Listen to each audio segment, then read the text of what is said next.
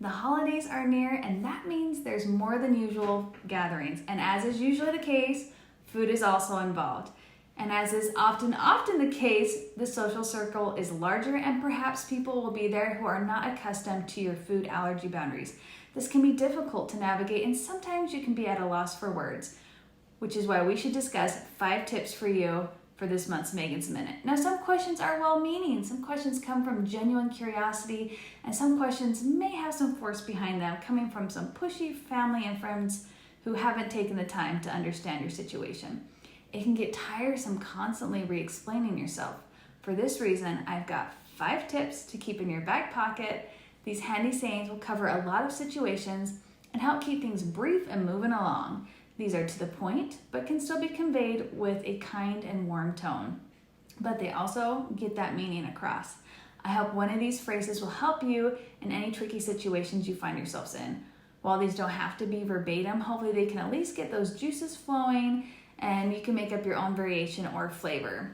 Okay, number 1.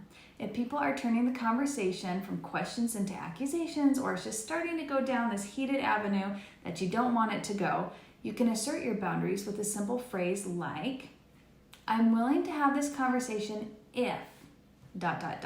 and then just lay out your terms. If you've expressed your position on a certain food topic and they still continue to push, this one phrase is a great way to set some ground rules. And then if they don't adhere and you do still have to end that conversation, then they were at least given a fair warning and it doesn't feel so out of the blue. Number 2, just say no. Am I the only 90s baby that remembers that saying where they tell you to say no to drugs? Well, you can say no to unwanted food too. Sometimes it's really that simple. By not giving apologies or excuses or kind of backtracking, it just helps them not have a leeway to keep pestering you. Just keep it simple, keep it moving, no thanks, and keep going. Number 3, if someone is trying to convince you of a differing position on your food allergies, you can simply disagree by asking, is this something we have to agree on? Most people will stop putting so much energy into convincing you because being asked such a direct question, they'll most of the time think about it and then concede, oh, no, I guess we don't have to agree.